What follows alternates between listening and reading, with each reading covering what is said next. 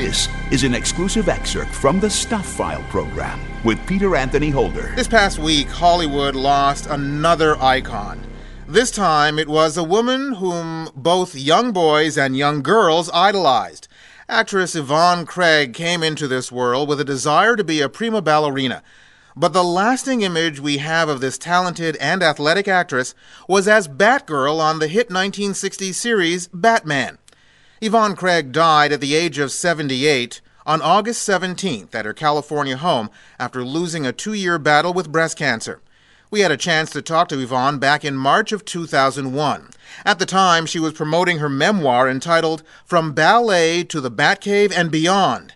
And as you'll hear in the first part of our 2-segment remembrance of Yvonne, she was just a delight to talk to, a great storyteller, and very easygoing. I started off by asking her at the time why she felt it was right, at that time, to put out her book. You know, I had sort of not wanted to do it, and one of the writers from Batman, Stanley Ralph Ross, for years had been saying to me, "You have such funny stories, you should write it." And of course, he tried to make everybody a writer. I mean, he loved his work, and he tried to make everybody a writer. And he said to me, "You know, if you ever decide to write a book, I'll help you." So I had been doing some conventions, and my sister said to me, "You know what? Every time you go to a convention, people ask you essentially the same questions, and you tell them the same stories, and, you know, you should put it between covers." So I thought, well, maybe I will. So I did. And when I first started, it seemed very easy. So I wrote about 4 chapters, 5 chapters, and then rested on my laurels for 9 months because it seemed like, oh, well, I could get this done in 3 weeks. And then I came back to it, and the funny thing is that I don't type. So I type like a chimpanzee. And I was making these stories really short because I didn't want to have to embellish them because that meant hunting for more letters. And finally, I got a voice-activated a voice recognition program for my computer. And because I'm a talker, I talked, and it typed. And it was like a miracle. And so then I started writing the book, and I got really interested in it, and it became this book that just went on and on and on. You mentioned that you go to the conventions, and people seem to ask you the same questions. What's the most common question that you get when people meet you at conventions? Oh, well, let's see. It depends. It depends on what the tone of the convention is, but a lot of people want to know what it's like, what it was like working with Elvis. I mean, that was a major thing. I did 2 movies with Elvis, and they want to know that. They want to know what it was like being green because I was the green lady in a Star Trek episode in the last season of Star Trek. And of course, they all are interested in, you know, how did you get the job in Batman, and what was it like working on Batman, and who's your favorite villain, and stuff like that. Well, the title of the book is called From Ballet to the Batcave and Beyond. And clearly, you had to be a very physical person to play the role of Batgirl. Did you ever anticipate, you know, especially someone who's classically trained as you were to do ballet, that you'd be in a role like this, playing Batgirl? No, I never dreamed I would, and I just loved it. I mean, I had been looking for a series because no matter how much episodic TV you do, and I did a tremendous amount of episodic TV, nobody ever connects a name with a face. You know, they say, oh, that's well, you see her all the time. I don't know who she is, but she works a lot. And so I really was looking for a series to do. And when my agent, and I had done 4 pilots or 5 pilots prior to getting the call, you know, asking me if I would like to do a character that they were thinking of incorporating into the Batman series. And so I was really excited to be thought of, you know, for that role. And at the time that they were trying to incorporate this female character in it, it was a big hit. I mean, Batman was already a success, so it wasn't like, oh, we're going to have to shoot this pilot and then find out if anybody's interested and all of that. So I was very happy to join the group. Now, you had done a lot of, as you said, episodic television and a lot of guest shots here and there. I remember seeing episodes of you already brought up Star Trek. I remember you on a couple episodes of the Man from U.N.C.L.E. Right. And I'm just wondering, at that time, was that still under the studio system? No, it never did fall under the studio system. I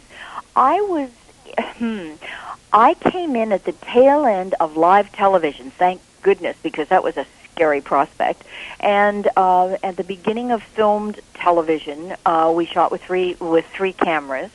The studio system was almost phased out by the time I got in. I was offered a contract at 20th Century Fox because I did a lot of work at Fox, but that was just before they were about to go under, and I kind of saw the writing on the wall and said to my agent, I don't want to be at Fox. It looks to me like they're not going to last another year. This was right after Cleopatra.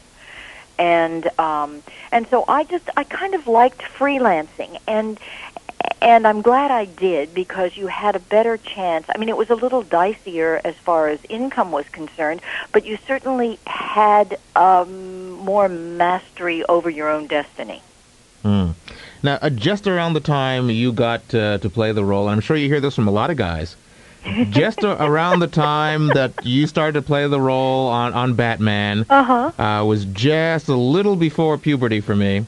And along comes this girl in a very tight outfit riding a motorcycle. Right. Do you hear these stories a lot? I hear these stories a lot, and it's funny because the age of the child goes anywhere from 5, when you think, my word, he peaked early, to somebody who's about 12 years old, who was 12 years old when it happened.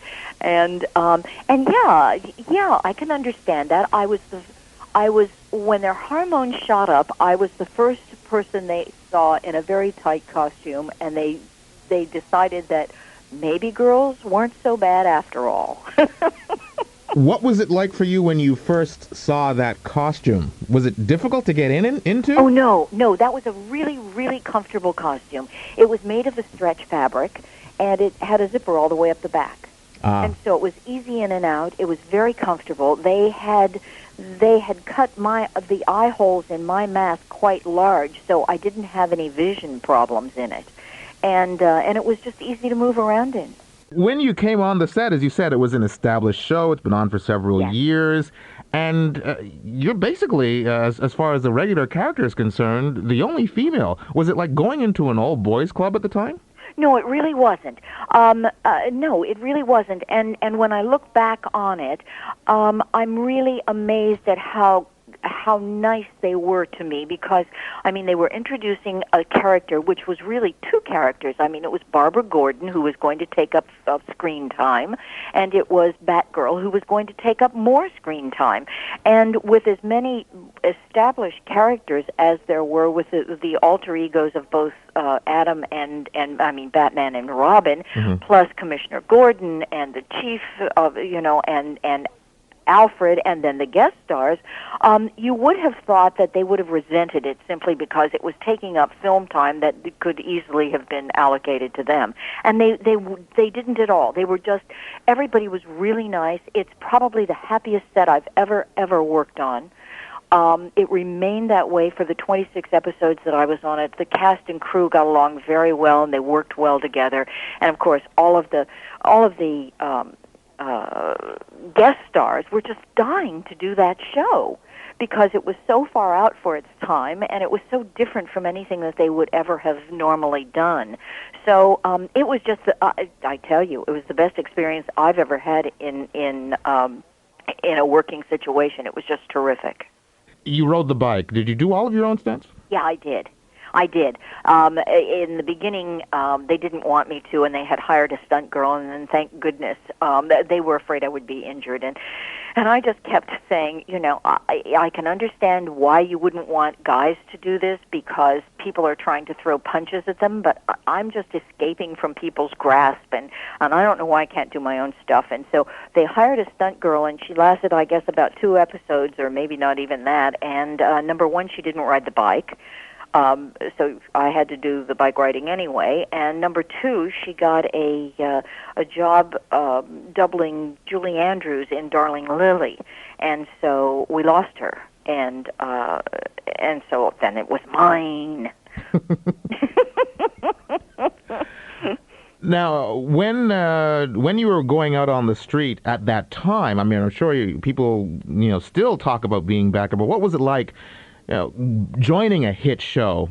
How did that change your life at that point? When we would on weekends do personal appearance tours, because of course we were trying to glean an audience that was broader in scope, and so I used to do PA tours, and they had originally said to me, "We will hire bodyguards for you," and I said, "I don't think you're going to need them." And they said, "Oh yes, Adam and Bert had their clothes ripped off." And I said, "Well, think about it. First of all, because of my demeanor, I don't think anybody would dare to rip my clothes off." I just don't think that's a possibility. But I said, secondly, most people are brought up that they're not supposed to be pawing at women, and so they would not do that. And it turned out I was right. I mean, nobody ever bothered me. They were always very polite. They were they always kept their distance. They weren't ripping at my clothes, but I do understand that they did so with Adam and Bert. They were tearing at their capes and just being, obnoxious. Yeah. Plus, you were the commissioner's daughter. Who would do that? Well, yeah, and besides, I don't think women were treated that way in those days. Now, thanks to Madonna, I guess everything's up for grabs. Literally, yes. Yeah. That was part of an interview I did with Yvonne Craig back in March of 2001. TV's former Batgirl was promoting her book, From Ballet to the Batcave and Beyond. It was part of an hour-long conversation that we had. We have a little more to share with you from Yvonne from 2001 and that visit that we had together. One of the more bizarre events in her life was the infatuation that Howard Hughes seemed to have for her. I got her to share that story. Well, there's a whole chapter in the book about my my being under contract to Howard Hughes, and it is subtitled, "Give Me Back My Guinea Pig." I don't know how he saw me or where he saw me, but apparently he saw me when I first came to town, contacted the man who had become my manager and said that he was getting back into show business because he had been out of the business actually of producing and doing that for I don't know how long, and that he had the rights to a book, and I think it was called Pale Moon, and he was having a script written, and he wanted me for the leading lady, and he would like to put me under contract to him while the script was being prepared. So I met the writer, and it all seemed on the up and up, and he had me under exclusive contract, and it was okay. And then strange things began to happen, and then stranger things began to happen, and then one day the straw that broke the camel's back was that I went home to my apartment and found that there was nothing in it. I mean, my clothes were gone, my canned goods were gone, my dog was missing, and my guinea pig was gone.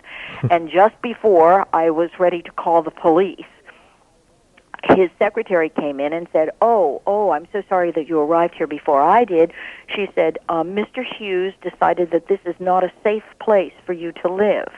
And so he has moved you out and all of your belongings and into the Chateau Marmont.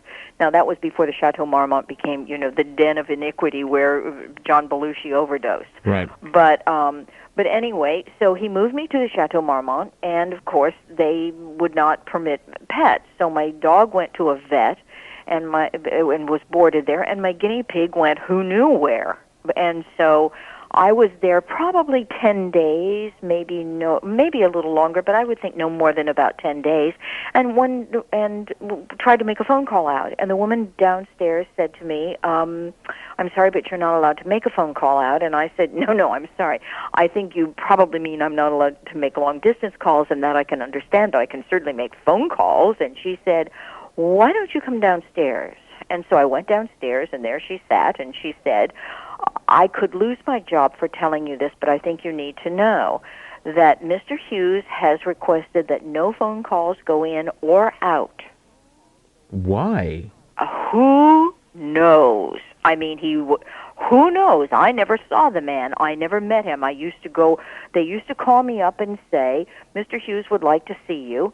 And then I would go to the office where they said he was going to be, and then I would sit and wait and sit and wait and sit and wait, and he never showed up. And then it would get dark, and they would say, "Well, Mr. Hughes never sees anybody when it's dark." And then then I would go home. And now, looking back on it, I mean, with the stuff that's come out about him, I have a feeling, and this is so creepy, but I have a feeling that he saw me, even though I didn't see him. That's a movie plot all on its own. Ooh, it's just really good.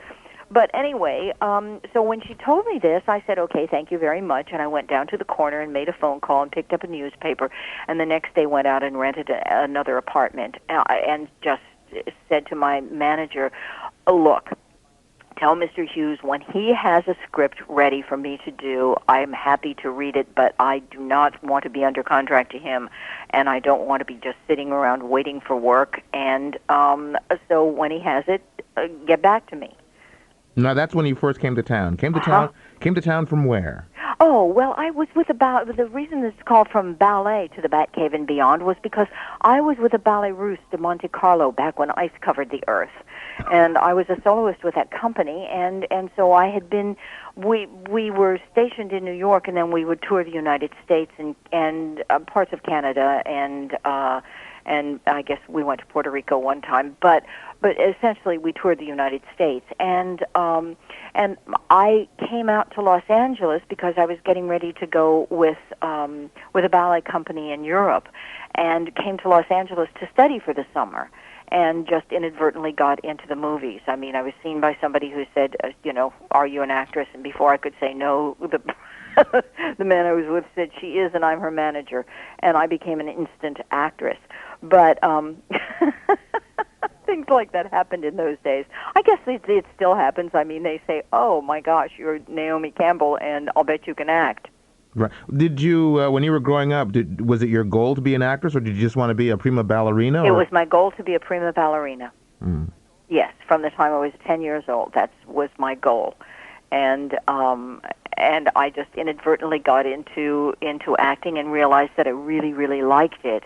But I think at the time that I began acting, if somebody had said to me, "You will never dance again," I would have gone home and taken gun to temple. If somebody had said to me in the beginning, "You will never be allowed to act again," I'd have said, "Okay."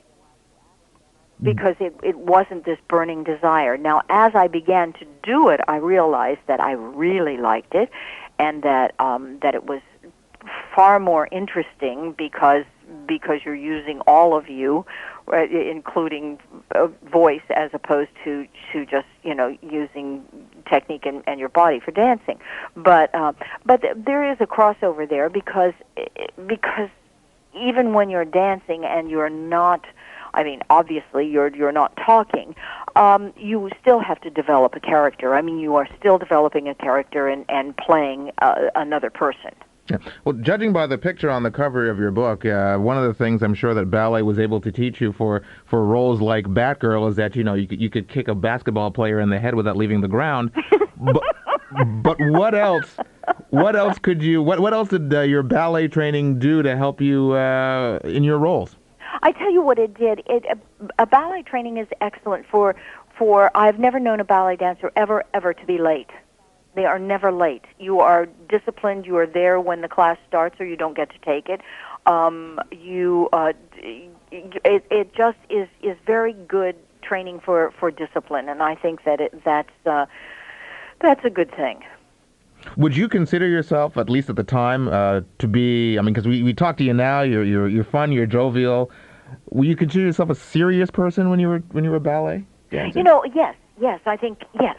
I think all ballet dancers have that I am a little serious rat look, because we all pull our hair back, or at least then we did. We all skinned our hair back and looked very intense. But you are intense because it's interesting with ballet. With ballet in particular, there is only one right way. I mean, there is only one first, second, third, fourth, and fifth position, and if you're not in it, you're wrong. And so you can take comfort in knowing that there is definitely a standard, and if you don't meet that standard, you're incorrect. That's the good part. the good part about it. It's very wearing on body parts. I danced, but I didn't continue to dance professionally, as some of my ex-roommates did, and they all are on their second set of hips. I mean, I have the original ones I was born with, but they are into hip replacements. You did get to dance in Like Flint. Yes, I did. When I look back on it, I got to do a lot of dancing, but the ballet dancing that I got to do was definitely in Like Flint. Yeah, and that was wonderful. It was now, unfortunately, I mean, I played a Russian ballerina, but unfortunately, it was shot from such a distance that when you saw the film, it could have been anybody. I knew it was I, but nobody else would have known, except maybe my family, because they knew how I moved. But it looked like it was shot on stage 10 from stage 12. Now, again, with the title of the book, From Ballet to Batcave and Beyond, I'm sure a lot of people out there are wondering what was Beyond, because... well, it's interesting, because Beyond was, when I first started that book, I was going to write From Ballet to the Batcave, and then Beyond was going to be all of the things that I did afterwards, which was a lot. I've done a tremendous amount of travel, and it has been adventure travel mostly. I mean, I've gone to Africa probably 6 times on safari, and I've been to the Galapagos and broke my foot in a lava tube in the Galapagos, and have been whitewater rafting in Ecuador and just doing all kinds of fun things. And so I thought that was going to be it, and then I realized as I was going on that really had no place in that book, and the Beyond was just the work that I did after Batman. Some of it is prior to Batman, but it's just other work that I did and other fun stories about people that I worked with. So I cover a lot of ground in it. I had done 4 Dobie Gillises, and I had worked with Francis X. Bushman, which makes me sound like I must be as old as Anna May Wong or something. But anyway. And I did, a lot of episodic TV, so I covered a lot of that. And there's a chapter on Bill Bixby, because I did all of his shows with the exception of the Hulk, and I dated him. And then Vince Edwards, because I did, worked with him and dated him. And just a lot of, fun, funny stories. And so that was what the Beyond was. And actually, the Star Trek that I did was Beyond Batman. I did it the year after I did Batman. We mentioned the effect that you had on young boys when you were Batgirl. Yes. Would you say, did you have the same effect? Were you a role model for young girls? It's interesting, because when they hired me to do that, they said, we're interested in, they didn't do demographic studies in those days, but they said, we're interested in broadening our audience base and hoping to get over 40s males and prepubescent females. And I thought, well, I can understand that they'll get over 40s males because the costume was spray-on, but I thought, I don't think little girls are going to like me. I think they're going to be, either in love with Adam and jealous, or interested in Burt Ward and wondering why I'm on the screen taking up time. And as I have over the years gone to conventions and things like that, or just been out and have had people recognize me, women say, oh, you were my first role model. I mean, I was so thrilled to know that girls could kick butt just as well as or better than boys. And so it's a great feeling, and I really like to hear that from women, because, I mean, we knew why little boys watched that. but I wasn't sure we were ever getting the young female audience, and I guess we did. Do you still act today? Am I active today as an actress? As an actress? No, haven't acted. Probably not since.